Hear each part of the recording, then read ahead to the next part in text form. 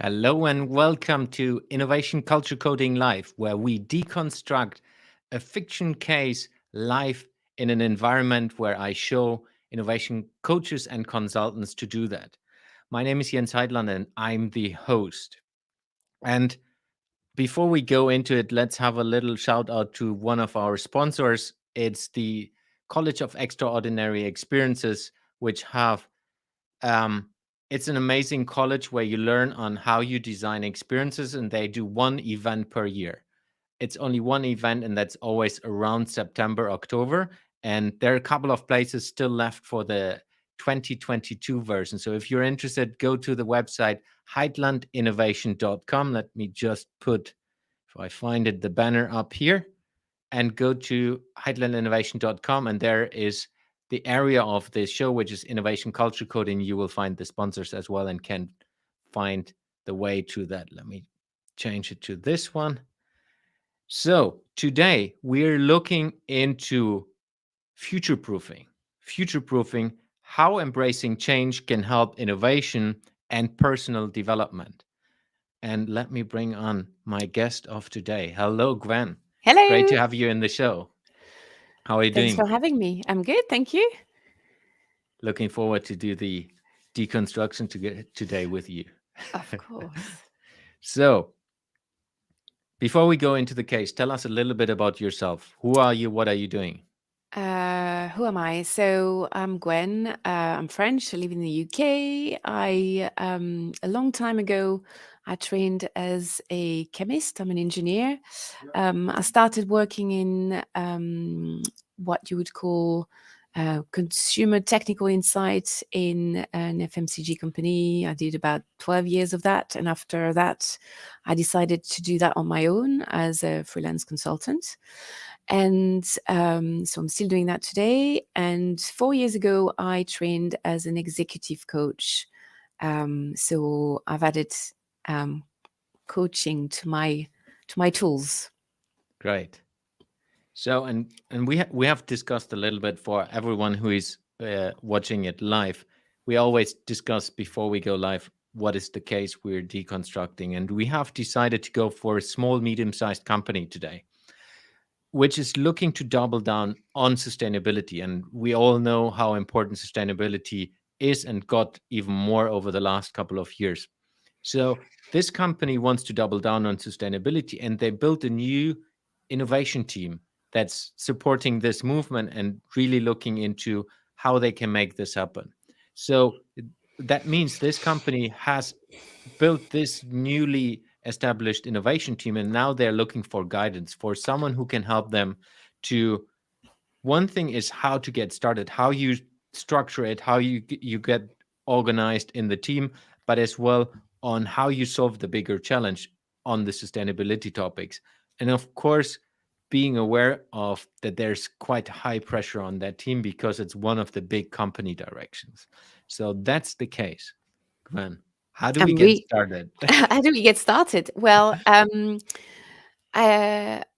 I think for me, one thing that's always important to do is obviously understand from whoever's, the first call we have, and before I say yes, is understanding, the challenge at hand, who's in the team, um, what's their own journey with sustainability as well, Mm, and what is understanding the system they're operating in. So if you think about, the team members, we talked about, why they're here. mm, Have they been forced to take that role on, or did they do it willingly? I think that changed also the dynamic of the team. And then basically, what's the first challenge they need to tackle? yeah. Um, so what we call typically stakeholders interviews, where you're trying to understand, what's at stake there. Um, what's the situation, Mm, what do they know, and where they want to go. That's always start with those questions, whether you're consulting or coaching anyway. yeah. um, and I think one thing that I'm particularly interested in is, we were talking about their own personal journey, is um, what do they know about sustainability themselves? Because I think that's always a starting point about, the knowledge you're starting with and whether there's any gaps in that knowledge. Because how do you tackle a challenge if you're not quite sure about what you're meant to be tackling and how that resonates with you? Yeah. Um, So if I understand you right, you first start with the team members on an individual level, and then you look a little bit more into the team as a total to say, hey, how do you feel with the topic you get as a task as a group? How do you feel personally about that? What do you think about sustainability? Where are you on your journey? And then with Yeah, the team. because, I think, and I don't, if you think about the change that have happened and the things that we've heard in the last year and a half, whether that's, talking COVID or talking, the COP26 that just happened in the UK, Hmm. is there's a lot of information and you have to sieve through, what matters. And then it lands with you in a very different way. So, the emotional journey you're on, whether you feel very concerned or not so much, and Yeah, then making sure that all the team members are on the same on the same boat in a way, yeah. right? I would like to dive deeper into that. So, how would you do that with an individual team member?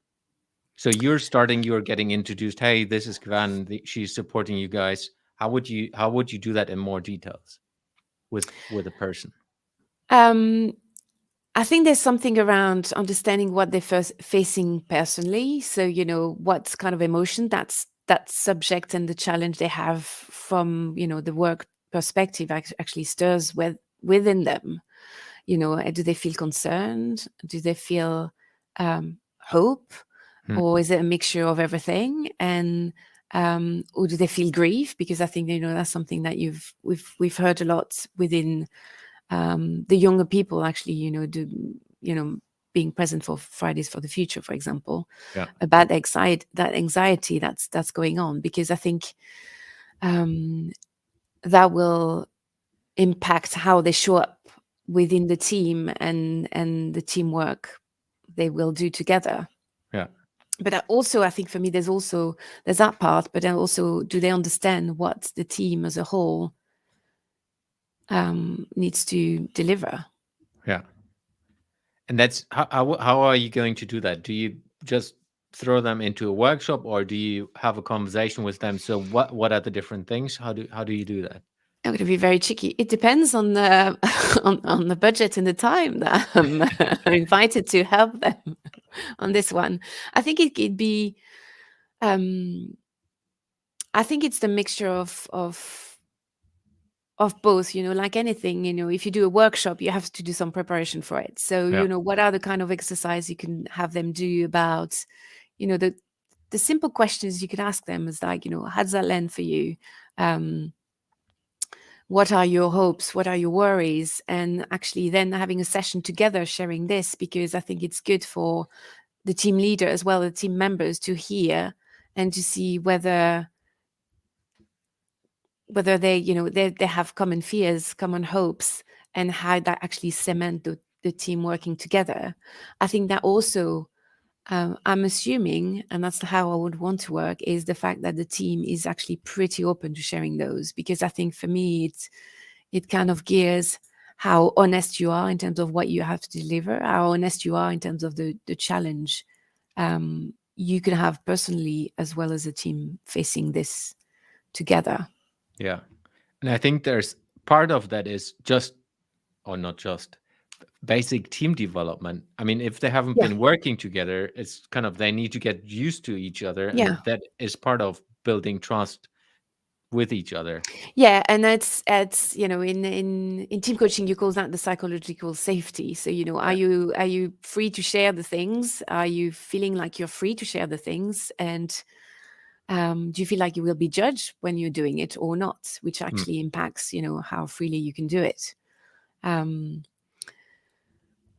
and I So think for me, that's also shifted in the last year and a half with what companies had to go through with COVID, because some of the emotions that we knew we had but were suppressed because there was no time for it, we had to yeah, face them because of the challenge we faced personally, um, within work together. So you started with the individuals, then you go into the team perspective. Do they understand what challenges they are facing? How do you take that to the next level?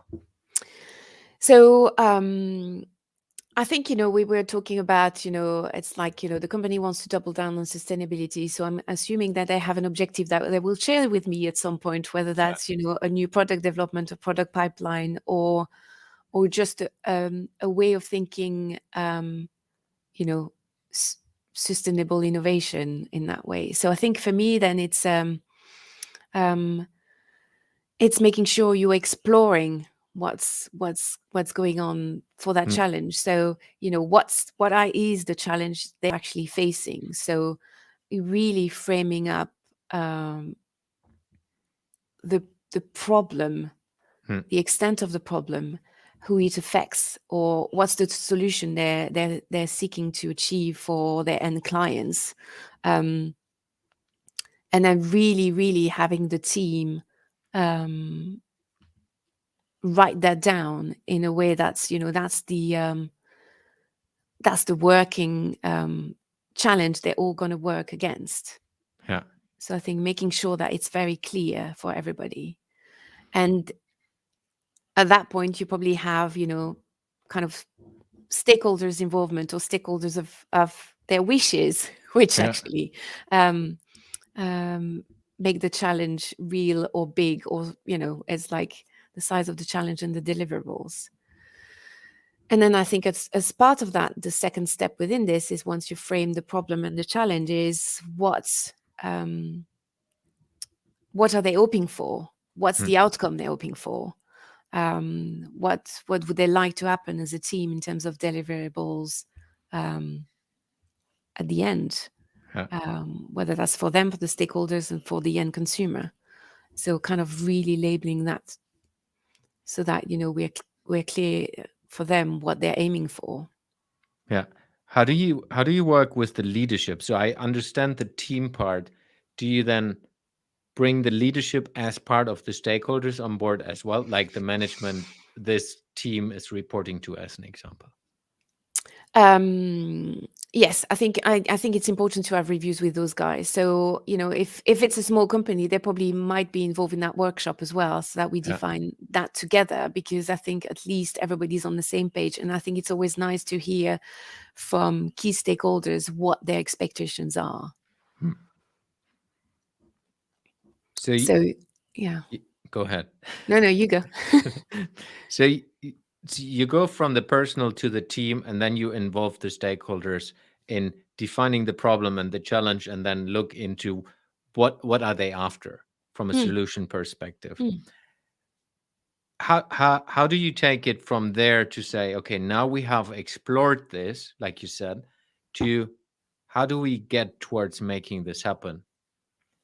Well, that's the next step. So I think um, I'm expecting some obstacles and difficulties along the way. It's like the hero quest. there's a there's a monster or a mountain. So I think understanding what the obstacles or the difficulties they see happening, whether that's from a resource standpoint, supply chain, or just making the product, or understanding the end consumer. What's missing in all this, that needs to be understood to be moving forward. Yeah, and I guess it can be even internal stakeholders who can be the Yes. obstacles, at least in Or my budget. experience.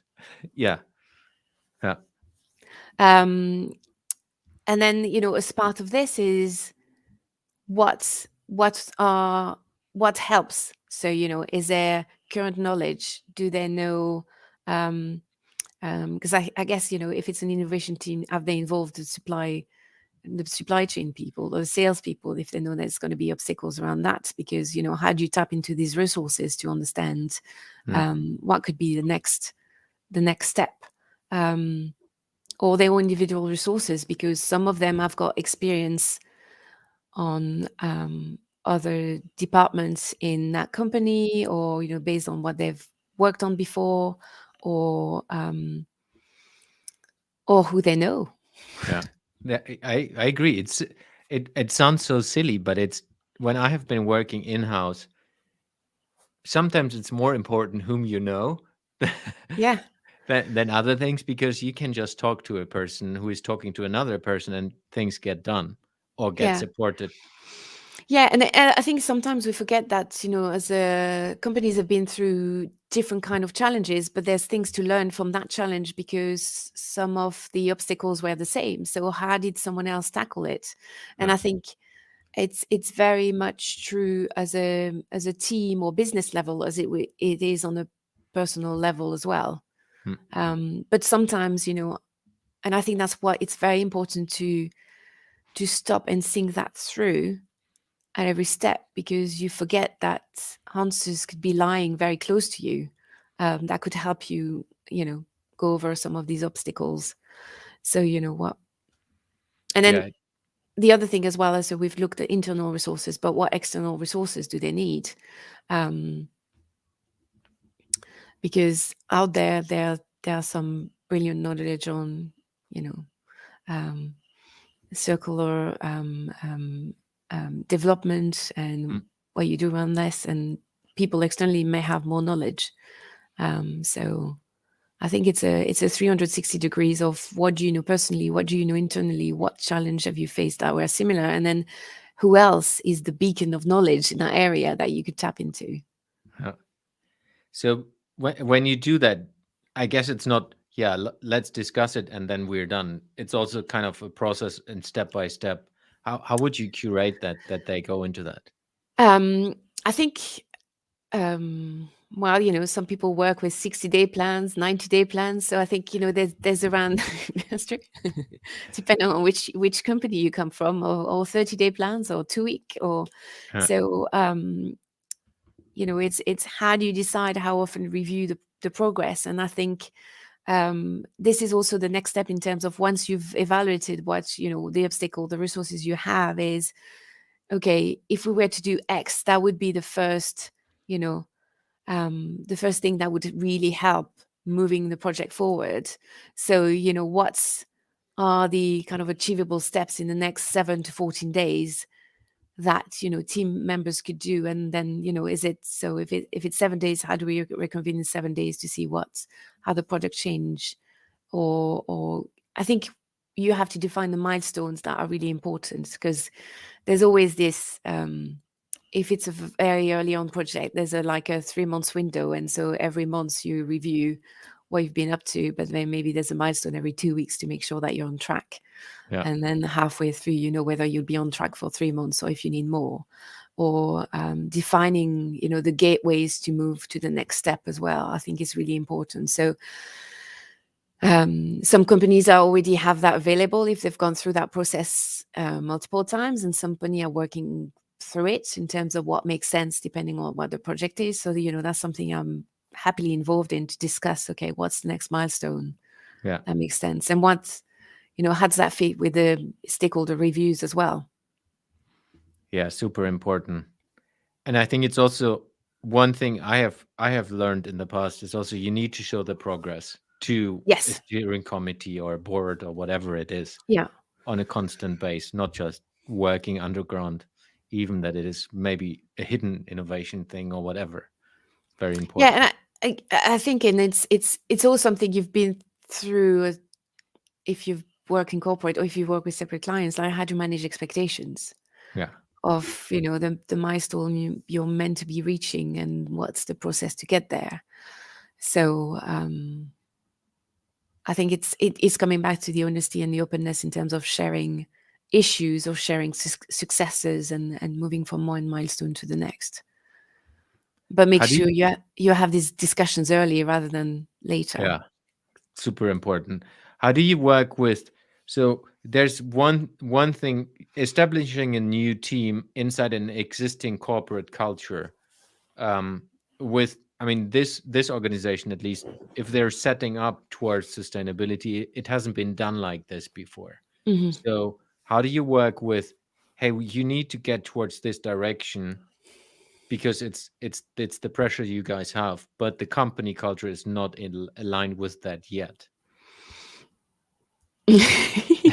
Oh, Oh, I've never heard that before. Yeah, that's why I'm asking. Yeah, it never happens. I don't know what you mean.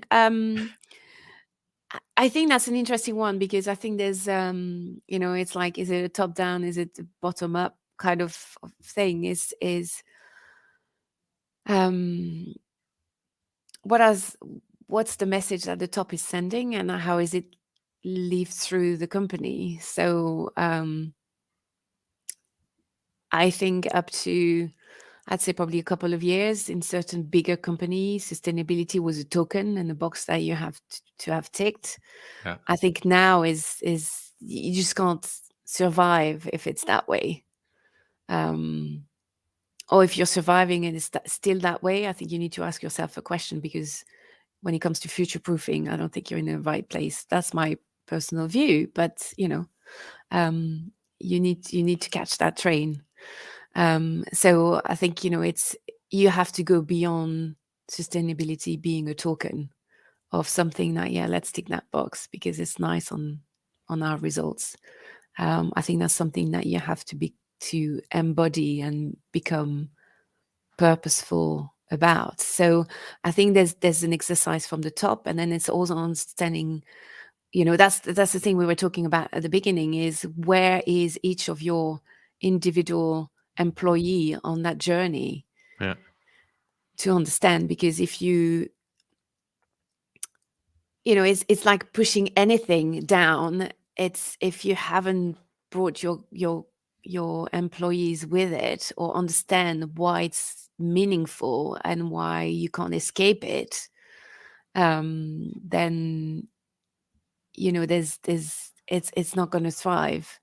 I think you always have people, employees, that find it very important, but it's not always the case. And the people that find it is like something that you shove down their throat, they need to be brought on board. So I think it's kind of a combination of finding your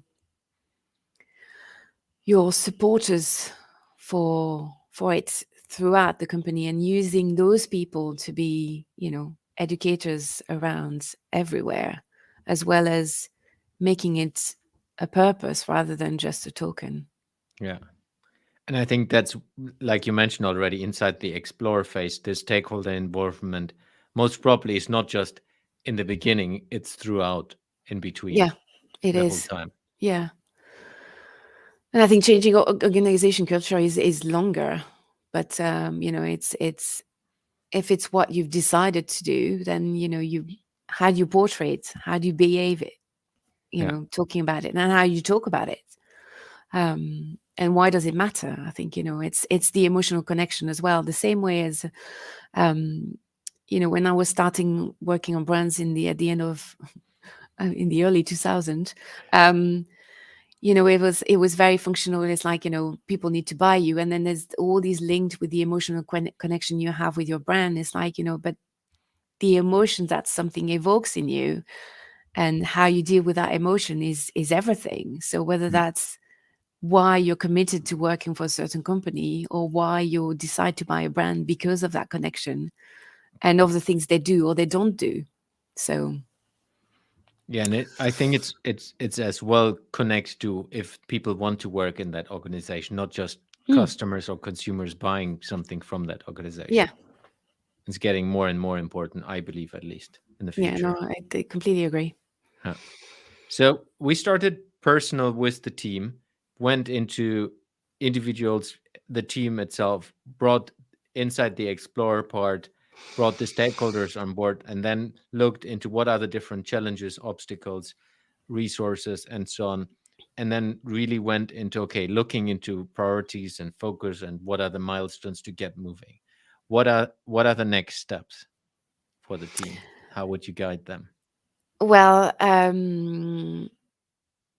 so I guess then afterwards it's what they've decided, what they want to do, and the challenge or the product they want to develop. It's how do you bring that together? So how do you know what job that product's going to do in the consumer or the shopper's mind, Mm, and then understand um, the shopper's journey throughout, and the touch points that the product has with the consumers, and how you um, you develop this, how you prototype this, so that you get exposure and you understand whether it's going to work or not.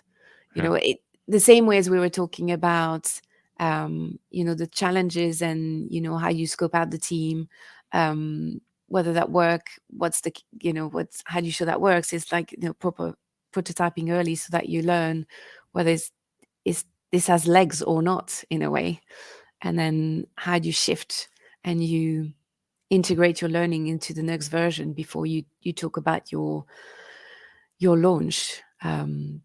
But I would expect if that company's developed product before that, they would know that piece. So I think it's more, um, um, they would have uh, you know lived through that already at some point. Yeah. I think in making sure that whatever charter they've defined for that product, and how that cycle of sustainability at each touch point, whether that's from the minute you start making that product to the end of the life of that product, that Mm. they manage that throughout. Um, and they really, as you were saying, double down on it. It's critical to see, okay, at each point, it's the same kind of process. Is what's the challenge? What you're hoping for? What are the obstacles? What are the resources you have available to change this? And what's the shift? And what you're changing? And when do you see the results of that? Yeah. Um, I think for me, it's almost an iteration of the same process, but a different type of a different time in the delivery of the product, design Yeah. and delivery of the product. The challenge might be if they have done products before, like you said, doing them doing the same process or similar process and then adding sustainability as the demand, which means all the different people who are connected to that process inside the value chain, they need to think differently. I guess Yeah, this kind of and mindset, that's the yeah, and I difficult think part. for me, the same way as you have, well, it's building sustainability at each point. So Mm, if you think about, okay, raw materials, so what are you going to do differently there? Where are mm, they coming from? What's the challenge on supply chain? How does that affect the however sustainability rating you want to put to your what's putting in your product when it's in you? That's why I was referring to touch points, I guess. When the consumer is using it, do they have to use water? Do you have to use something else with it? So how does mm. that impact as well? What's happening from a sustainability standpoint when people are using the product? Um, but then, if you have to change your manufacturing line, then it's got a big impact on all this. So, and then, where do you ship it to and from? And um, I find that fascinating because it's all these touch points that actually make a difference in terms of how you think of your product development. It's Yeah. a massive challenge, but it's an exciting one as well. Yeah, but I think that's also what a lot of companies don't see in the beginning. They're saying, yeah, we're changing the direction and we double down on sustainability. Then what that means, if you truly do that, means you're kind of looking at the totality and shake the total company. I mean, that's not what you set out to do, but in the end, you're going to do Yeah, that. You yeah, look into what are your processes, how do you manufacture, how do you design and develop products, but as well, how do you communicate? Because all of that need to be coherent to be yes, successful. throughout, yes, yeah, yeah. Yes, And and then that's why I'm often, and we discussed that before recording or before going live. It's not recording. I mean, it's recording on top. Um, that is sometimes it's helpful to have a coach, and I'm a true believer. Everyone should have a coach or a mentor on a personal level, but every business should have that as well because it's you get so much insights from having someone who is helping you and guiding you through a process like we just discussed because you're not involved in the internal grind. yeah. You're more removed from that. What are your experiences on that? On helping people, yeah, no, I agree. I think sometimes you need an external pair of eyes to um, to hold a mirror against you saying, okay, well, you took sustainability, but you haven't changed your process and you're using as much water as before. And it's, or that kind of thing. But I think it's, it's a big step because you could be considered as a meddler or, Hmm. someone that's kind of, you know, being nosy. Um, and I think that's the challenge as well is it's a value added role. It's not just, so if you don't have that person doing it inside your company, you need someone to give you that fresh pair of eyes. And, that's the value that you see someone when you're coaching someone on personal level or even if when you're facilitating a workshop on innovation and you ask that question, that's a bit difficult. Yeah, where you see arms getting crossed and people kind of reacting to this. It's just, I think it can save you resources and time and money in the long run, but it's an investment in the first place. But it's an investment. It's not a one-time thing if you don't Yeah. have that capability inside your company. If we double down on the difficult part, so every organization, and let's say there's a what we have spoken about, there's quite a huge change part of it. So people need to change, processes need to change.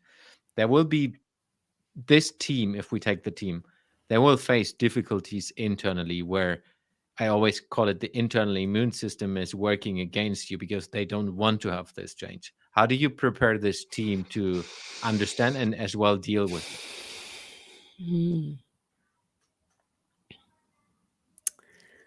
Um, I think that's part of scoping out the challenges that we were talking about because I think um, it's internal challenges with other department and reluctance. Um, and I'm actually thinking it's like we need a team of coaches for that, but that's that's that's another issue. But I think it's really. Um,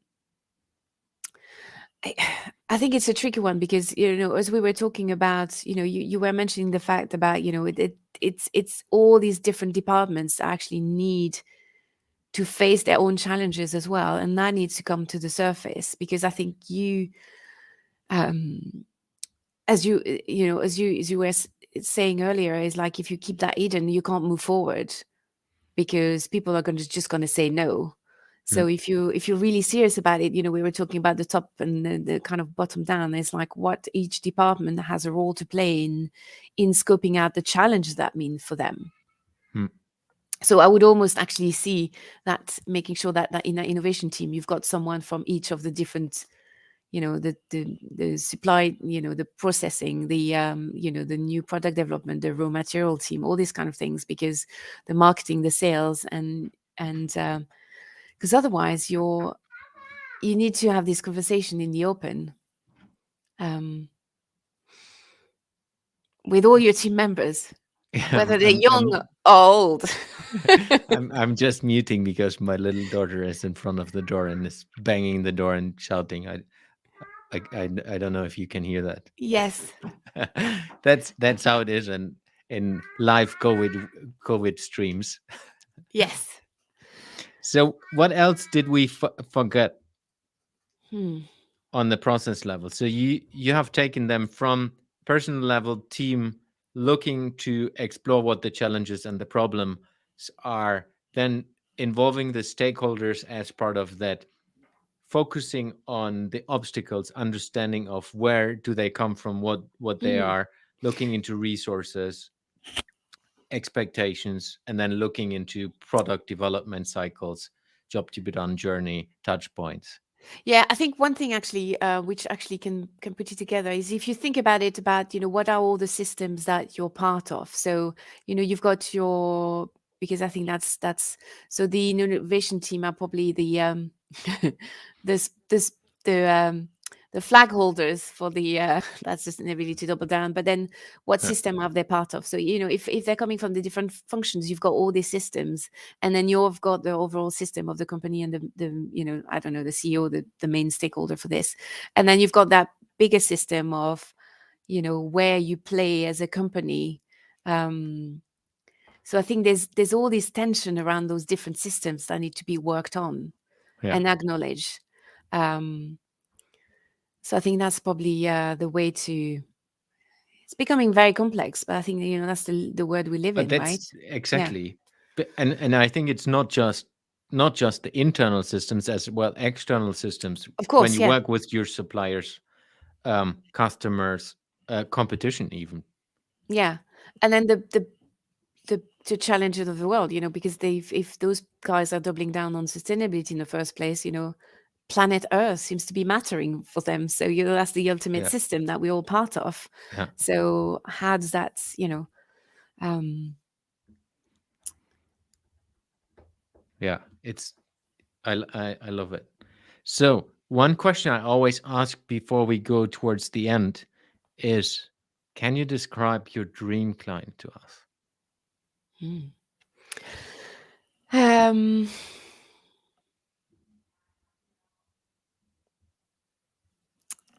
I think it's interesting because I think it's probably somehow in the title of this discussion today is someone who wants to future proof and is ready to embrace change and all the messiness of it. Um, because I think as we were talking, it's like you've got the kind of the team system dynamic as well as your personal dynamic and how comfortable some of that can be.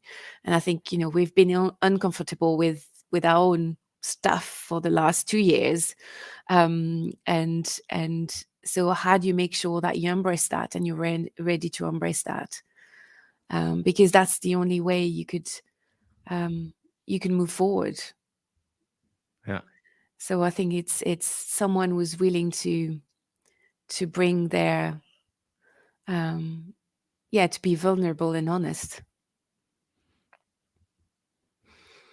that's a It's good not one. easy, but No, I was let's about to say. let's face it. It's not even Yeah, easy for us individuals to actually realize that, and it's like there's some days where it works quite well, and some days that it doesn't. Let's face it. So yeah.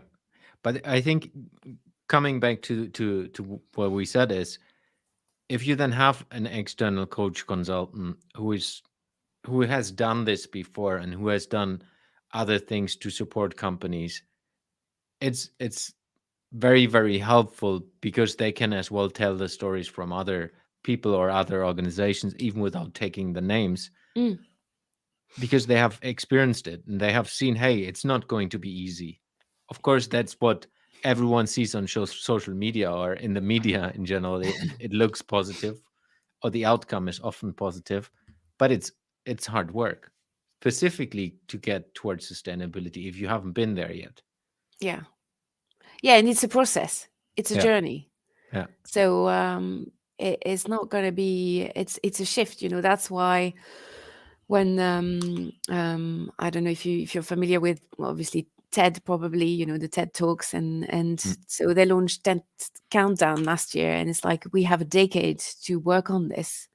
mm, So it's not going to be done in a day, but how do you build those steps? And I think interestingly, and that's why I was talking about personal development as well and innovation. It always comes down to building your own resilience as well as the resilience of your company, yeah, and adopting thought process that help you do that and move forward. yeah. Super important. Good. I think we made it. so Yay! so for everyone who is watching this later on or still live, please head over to heitlandinnovation.com/innovation culture coding, where you will find a landing page and find everything about Gwen, where we have the audio recordings later, the video recordings, different clips, and of course, as well, click through possibility to see what Gwen's business is about and finding contact details to her. offer as well. Gwen, thank you very much for being on the live show. It was a pleasure having you, and really interesting how you work with clients and how you help companies to innovate. Thank you very much. Thank you for having me.